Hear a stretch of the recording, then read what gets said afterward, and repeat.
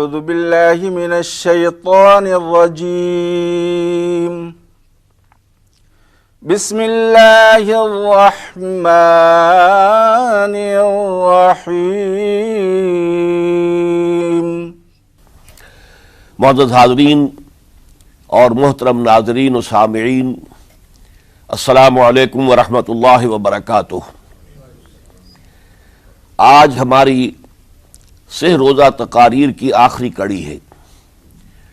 آپ کو یاد ہوگا کہ سب سے پہلے خطاب میں ہم نے قرآن کا فلسفہ شہادت سمجھا، قرآن مجید میں یہ اصطلاح کس معنی میں آئی ہے، اور اس کے ساتھ ہی امت مسلمہ کا فرض منصبی، وَكَذَلِكَ جَعَلْنَاكُمْ أُمَّةً وَسَطًا لِتَكُونُوا شُهَدَاءَ عَلَى النَّاسِ وَيَكُونَ الرَّسُولُ عَلَيْكُمْ شَهِيدًا۔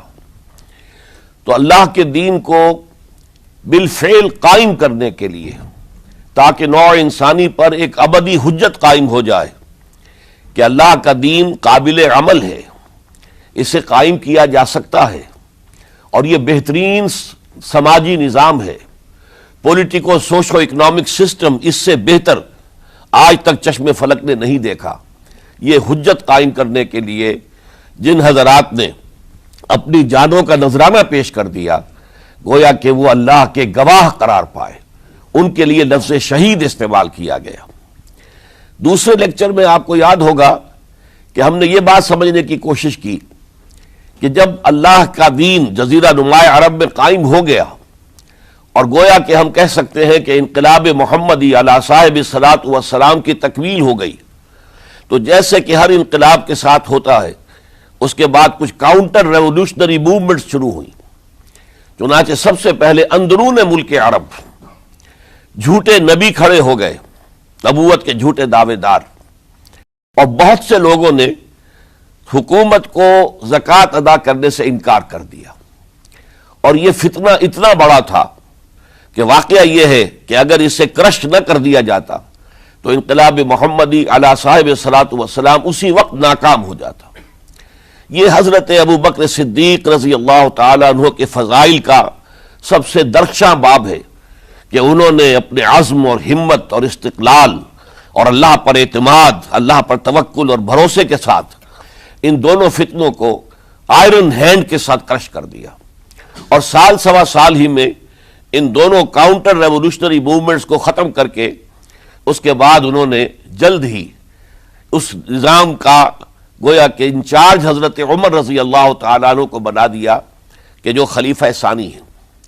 پھر ہم نے دیکھا کہ حضرت عمر کے زمانے میں رضی اللہ تعالیٰ عنہ توسیع کا جو عمل ہے، توسیع انقلاب محمدی کا عمل بڑی تیز رفتاری کے ساتھ جاری ہوا، فتوحات کا سیلاب آیا، ایران پوری سلطنت تہس نہس ہو کر رہ گئی، اس کے پرچے اڑ گئے، سلطنت روما اپنے تمام شمالی افریقی مقبوضات سے محروم، مغربی ایشیا سے اسے بے دخل کر دیا گیا، صرف وہ یورپ کے اندر محدود ہو کر رہ گئی۔ اب ظاہر بات ہے کہ اس کے خلاف بھی تو پھر رد عمل ہونا تھا، کاؤنٹر ریولوشنری موومنٹس اٹھنی تھی۔ تو سب سے پہلے حضرت عمر رضی اللہ تعالیٰ عنہ کی خلافت اور اس کے چراغ کو بجھانے کے لیے ایران کی طرف سے رد عمل ظاہر ہوا۔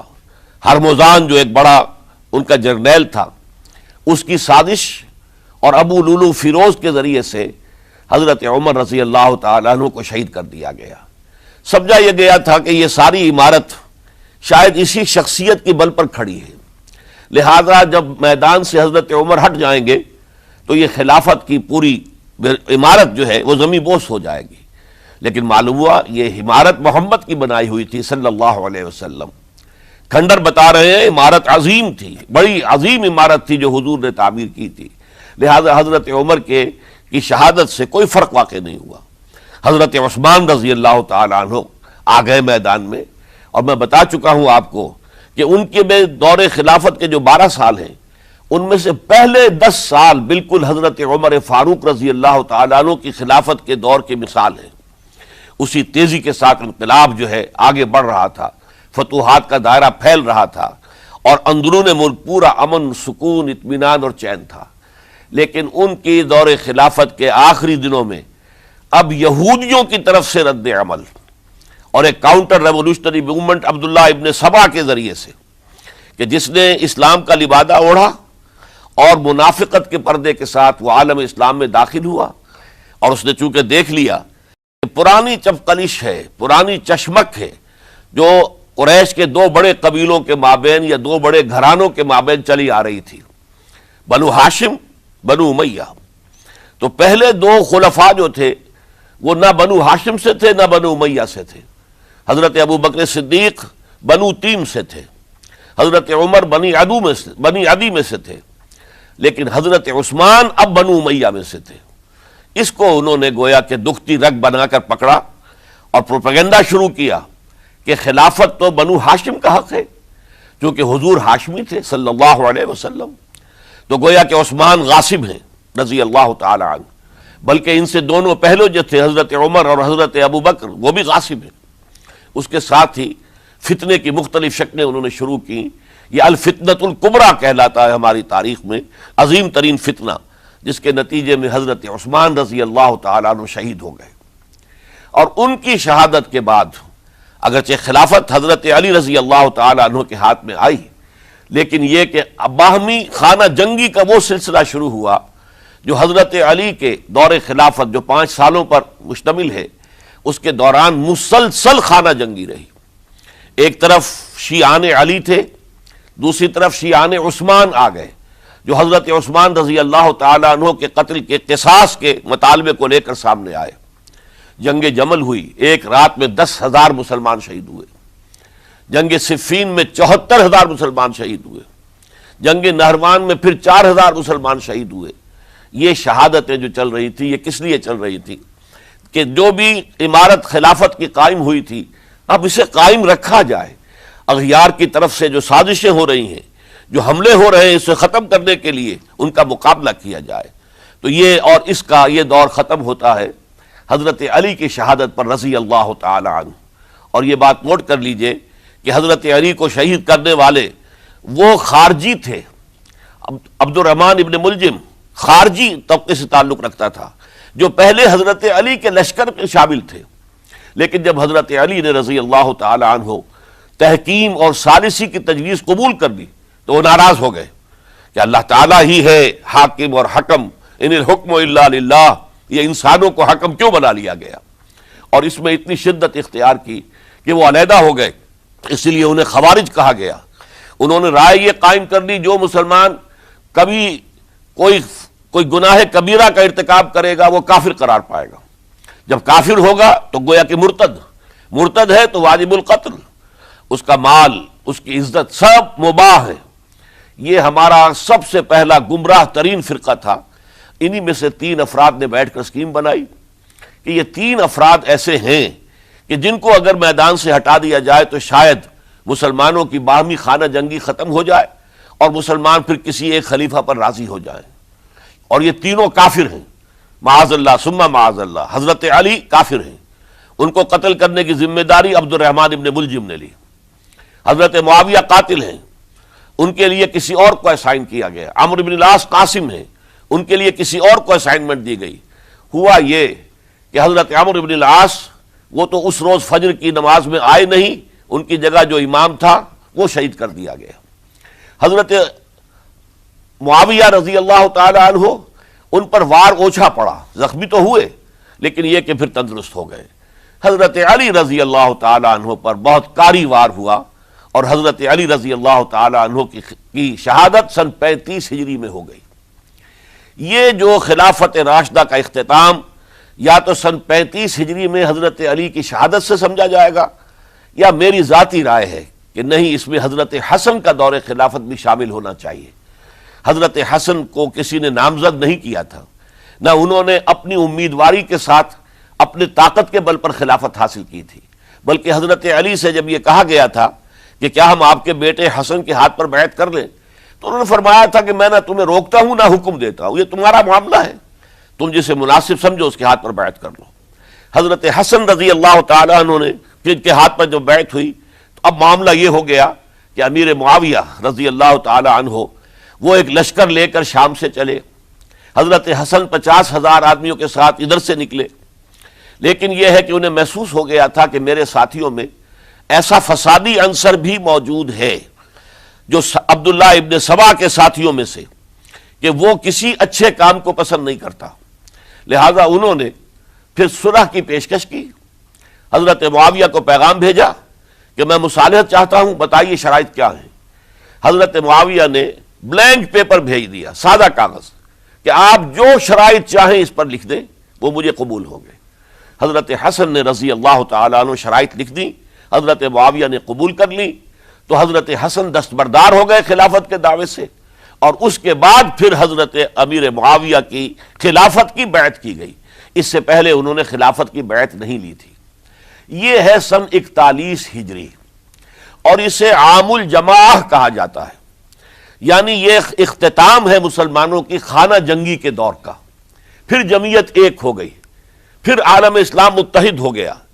اب پورا کا پورا عالم اسلام حضرت امیر معاویہ کے زیر خلافت تھا۔ اور حضرت امیر معاویہ کون ہیں؟ وہ خود ایک صحابی رسول ہیں، جلیل القدر صحابی رسول ہیں۔ اور آپ کو میں نے کل بھی بتایا تھا کہ حضرت معاویہ رضی اللہ تعالیٰ عنہ کی ایک ہمشیرہ ام حبیبہ رضی اللہ تعالیٰ عنہ حضور کے ازواج مطہرات میں سے ہیں، تو حضور کے گویا کے برادر نسبتی ہوئے۔ جو چند لوگ جو وحی کے لکھنے پر جو کاتبین وحی جو حضور نے مقرر کیے تھے، ان میں سے ایک حضرت معاویہ بھی ہے۔ پھر حضرت معاویہ کے لیے حضور کی دعا ہمیں ملتی ہے، اللہم اجعلہ ہادیا مہدیا، اے اللہ اسے ہادی ہدایت دینے والا بنا دے، اور مہدی بنا دے جو ہدایت یافتہ ہو۔ تو یہ ان کی شان ہے۔ اور پھر یہ کہ ان کے زمانے میں جب عالم اسلام متحد ہو گیا، داخلی خلفشار ختم ہو گیا، تو فتوحات کا سلسلہ بھی دوبارہ جاری ہو گیا۔ حضرت علی رضی اللہ تعالیٰ عنہ کے 5 سالہ دور خلافت میں کوئی توسیع نہیں ہو سکی تھی دارالاسلام کی، کوئی مزید علاقے جو ہیں سلطنت اسلامی میں شامل نہیں کیے جا سکے تھے، اس لیے کہ سارا معاملہ تو داخلی خلفشار کا تھا۔ جو خانہ جنگی ہو رہی تھی، ایک دوسرے کی تیروں اور تلواروں اور نیزوں سے 1 لاکھ کے قریب مسلمان ختم ہو گئے تھے، تو اندر سے گویا کہ موشن ٹوٹ گیا اس سیلاب کا۔ تو سیلاب پھر دوبارہ جب امت جمع ہو گئی عام الجماع کے بعد، تو حضرت معاویہ رضی اللہ تعالیٰ عنہ ان کا دور خلافت اب 20 برس ہے، اندازہ کیجئے۔ یہ پورے 20 برس کوئی اندرونی خلفشار نہیں ہوا، کوئی جھگڑا نہیں ہوا، کوئی فساد نہیں ہوا، بلکہ جو فتوحات کا دائرہ تھا شروع ہو گیا۔ مکران اور سندھ کے علاقے فتح ہوئے، کابل اور یہ افغانستان کا علاقہ فتح ہوا، ترکستان کے علاقوں کے اندر پیش قدمی ہوئی۔ ادھر یہ کہ قیصر سلطنت روما کا اس کے مرکزی شہر قسطنطنیہ پر حملہ کیا گیا، جس کے لیے کہ حضور کی حدیث موجود تھی پیشن گوئی کے طور پر، اول جیش یغزو مدینۃ القیصر مغفورون لہم۔ حضور نے فرمایا تھا کہ جو پہلا لشکر قیصر کے شہر پر حملہ کرے گا تو وہ سب کے سب وہ مغفرت پا جائیں گے، اللہ تعالیٰ ان کی مغفرت فرما دے گا۔ اگرچہ کامیابی نہیں ہوئی، لیکن اس پیشن گوئی کی وجہ سے آپ کو معلوم ہے کہ حضرت ایوب رضی اللہ تعالی عنہ ان کو بھی اس پیشن گوئی کی وجہ سے، حالانکہ 90 برس سے اوپر عمر تھی، لیکن وہ بھی کہا انہوں نے کہ میں بھی اس میں جانا چاہتا ہوں، چنانچہ اس لشکر میں گئے، وہیں فوت ہوئے۔ بہرحال یہ سارے کارنامے اپنی جگہ پر، امن و امان اپنی جگہ پر، اس کے باوجود اہل سنت والجماعت حضرت معاویہ کے دور خلافت کو خلافت راشدہ میں شامل نہیں سمجھتے۔ اس کی وجہ کیا ہے؟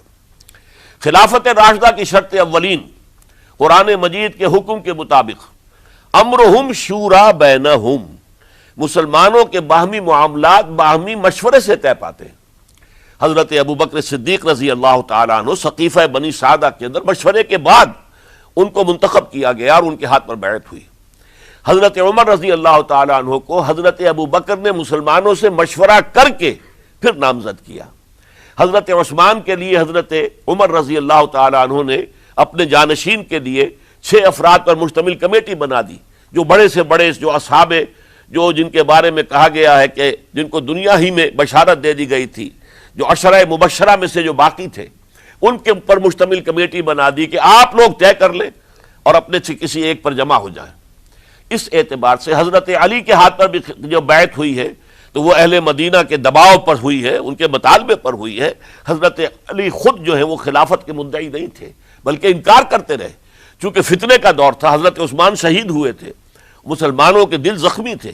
اس حالت میں وہ سمجھتے تھے کہ اگر میں یہ خلافت جو ہے اپنے ہاتھ میں لے لوں گا تو ہو سکتا ہے کہ اس کا حق ادا نہ کر سکوں، لیکن یہ کہ جب انہوں نے دیکھا کوئی اور بھی تیار نہیں، طلحہ بھی تیار نہیں، زبیر بھی تیار نہیں، تو آخر مسلمانوں کو بغیر امارت کے چھوڑا تو نہیں جا سکتا، تو حضرت علی نے وہ قبول کر لی۔ حضرت حسن کے بارے میں بتا چکا ہوں کہ ان کے بارے میں لوگوں نے کہا تو حضرت علی نے فرمایا میں نہ حکم دیتا ہوں نہ روکتا ہوں۔ لیکن حضرت امیر معاویہ رضی اللہ تعالیٰ عنہ صحابی بھی ہیں، حضور کے قرابت دار بھی ہیں، کاتبین وحی میں سے بھی ہیں، پھر ان کا دور حکومت امن، سکون، اطمینان، ہر طرح سے جو ہے 20 برس تک کوئی داخلی خلفشات نہیں ہوا، کوئی فساد نہیں ہوا، کوئی باہمی جنگ و جدل نہیں ہوا، بلکہ فتوحات کا دائرہ آگے بڑھا۔